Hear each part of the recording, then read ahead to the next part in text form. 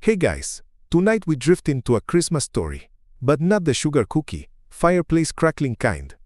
Picture this: gray/crunching under your boots, holiday music humming from a store window you can't afford to go into, and a text that reads, "We're not doing gifts this year." Too tight. You understand, or at least you think you do, but then you see it flashing across your feed like a slap in the face. Your entire family gathered around a mountain of wrapping paper, laughter frozen in time, and matching red and green flannel pajamas you definitely weren't invited to wear. The dogs even got a tiny Santa hat. And you're standing there with an empty fridge, 2 overdraft fees, and a heart that drops like an elevator. You probably won't survive this emotionally unscathed, but hey, at least you're not in ancient Rome, where December 25 used to be just another day of Saturnalia chaos involving gift bribing and literal human sacrifices. Cheery, right? So, before you get comfortable, take a moment to like the video and subscribe, but only if you genuinely enjoy what I do here. And if you're listening from somewhere cozy, drop your city and local time in the comments. I love seeing where this sleepy little campfire reaches. Get I? Now, dim the lights, maybe turn on a fan for that soft background hum, and let's ease into tonight's journey together. You trudge back to your apartment, phone still in hand, thumb hovering over the photo. You're not in it. You knew you wouldn't be, but seeing it stings in a way words can't quite land. Historians still argue whether medieval Christmas traditions were more about faith or food, but either way, there's a universal truth: being excluded from a celebration you helped fund.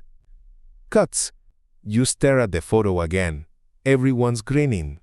Your cousin's wearing that obnoxious elf hat he's loved since 2012. Your uncle's got his annual glass of spiked eggnog.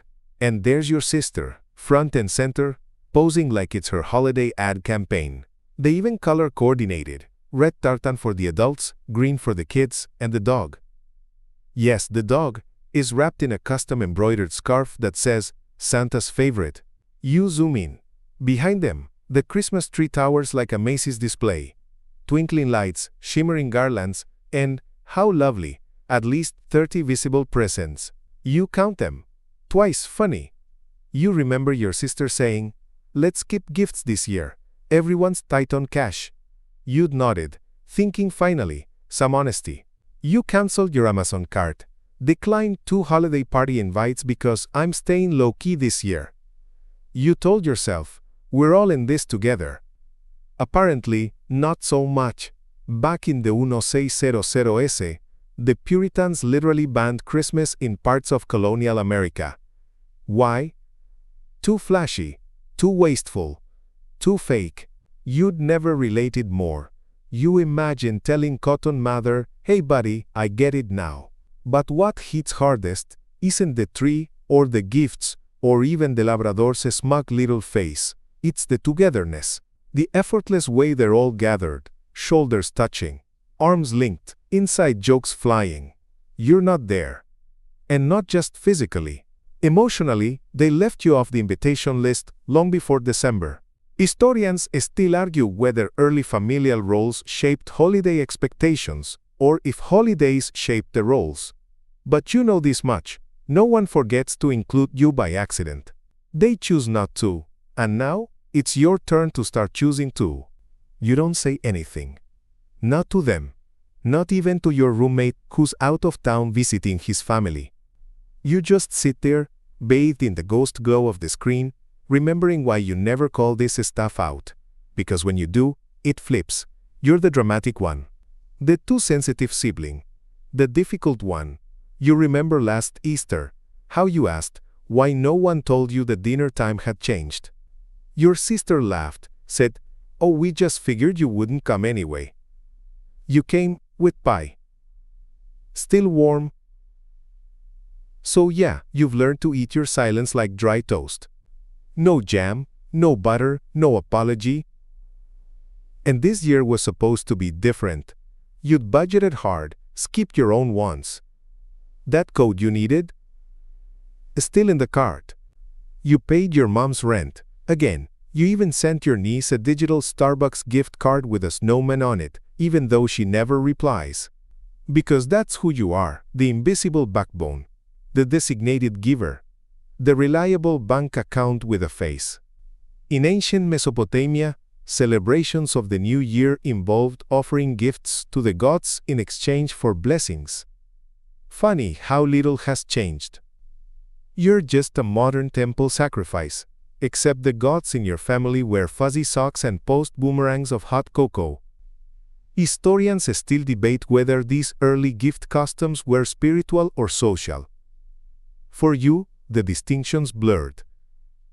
Is your giving about love or fear of being forgotten? You lie back on your bed, phone on your chest, staring at the ceiling like it might offer answers. It doesn't. But, deep inside, something's beginning to shift. A quiet rebellion. Nothing loud yet. Just a feeling that maybe, just maybe, it's time to stop paying for people who don't even miss you when you're gone. It comes 3 days later, a text. Short. Cold. Efficient. You're still good for mom's rent this month, right? No greeting. No check-in. No. Hey, how was your holiday? Just an assumption typed in Helvetica. You stare at it so long, your phone screen dims, as if trying to protect you from what you already know. You thumb through your banking app. Your balance is barely breathing. After rent, you'll have enough for gas, rice, and maybe that off-brand oat milk that tastes like regret. But still your thumb for gas over send, because that's what you've always done. You were 16 when your dad left, and your mom started needing a little help. You got your first job at a call center. Minimum wage. Night shifts. Homework in the break room. You covered light bills while your friends bought concert tickets. Paid for groceries while your sister posted vacation selfies from Cancun.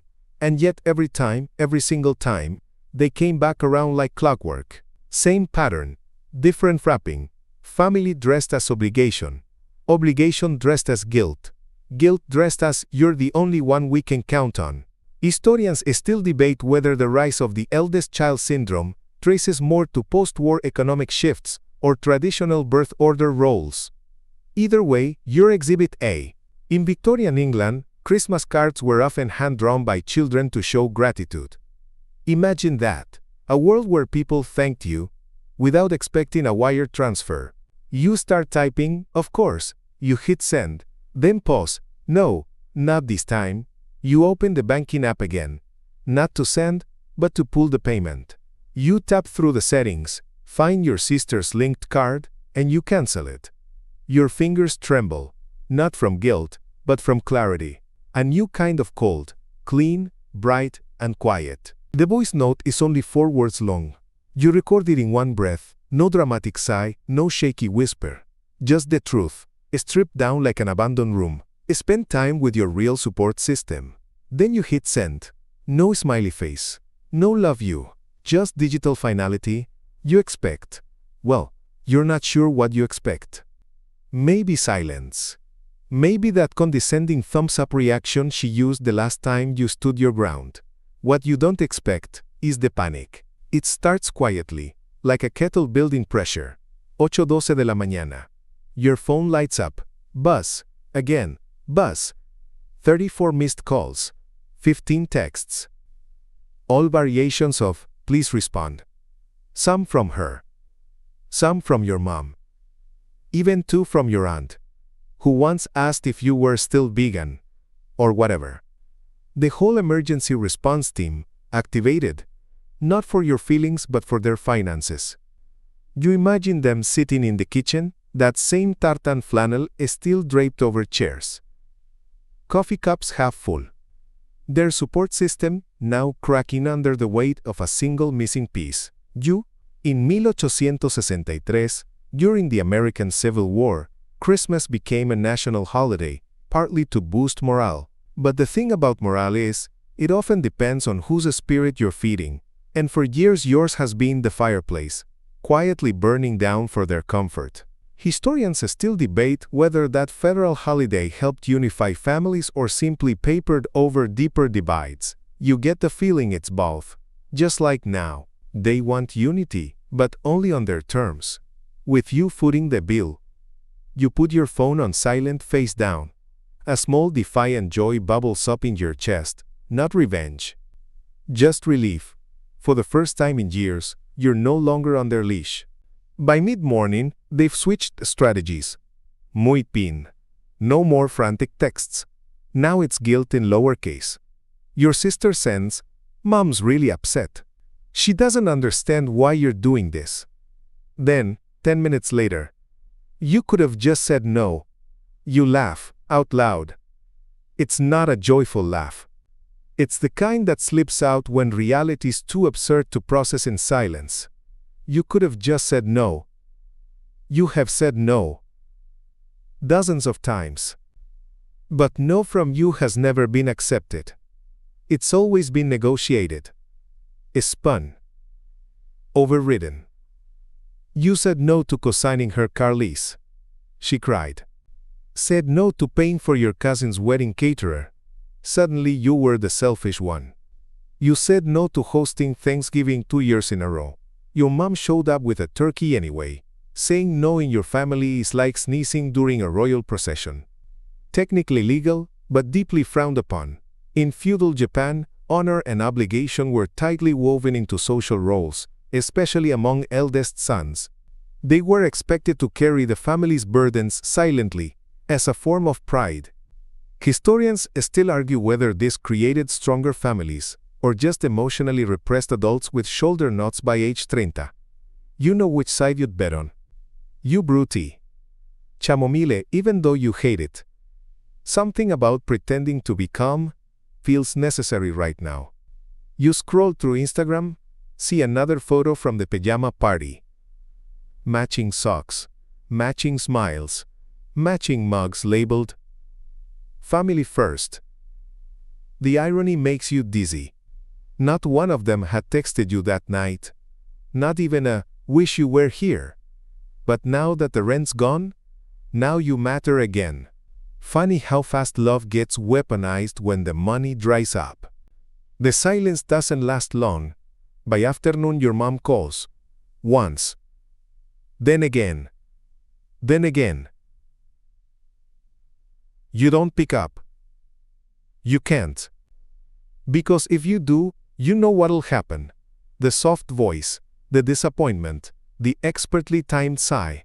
She'll say things like, "I just thought you cared about family," or "We've all had to make sacrifices," as if buying 12 sets of matching pajamas qualifies as wartime rationing. You let it ring, you open your laptop instead, half working, half wondering if this makes you a bad person. That nagging voice, hers, but internalized, pokes at your ribs. During the Great Depression, families often had to choose between feeding their children or heating their homes. They got resourceful. Bathtub stews, cardboard soles in shoes, shared beds in freezing rooms.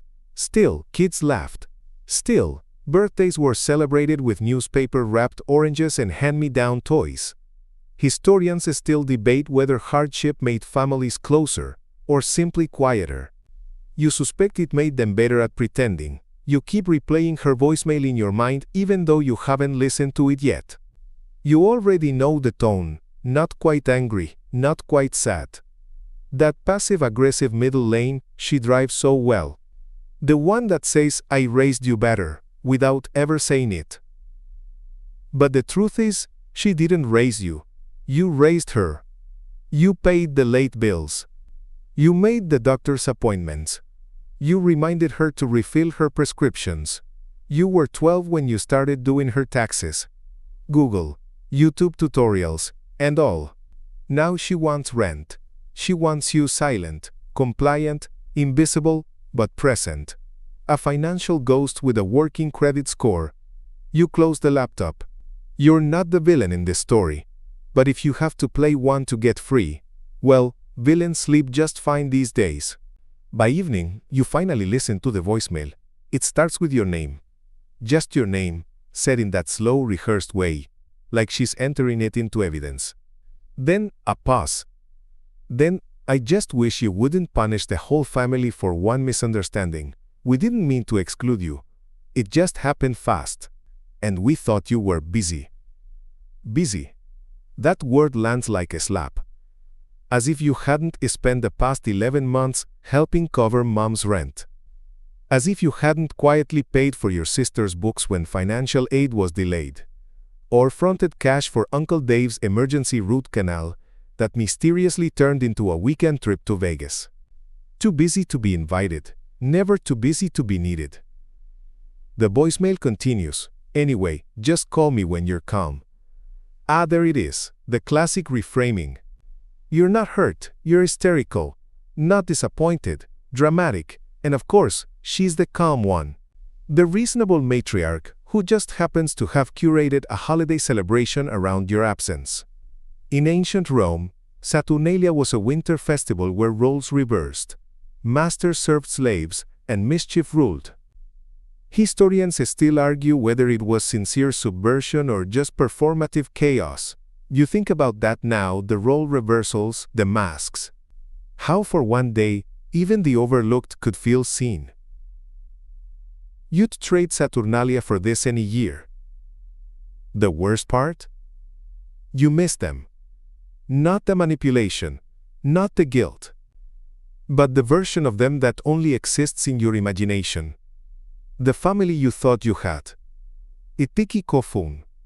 You clutch your phone, thumbs hovering.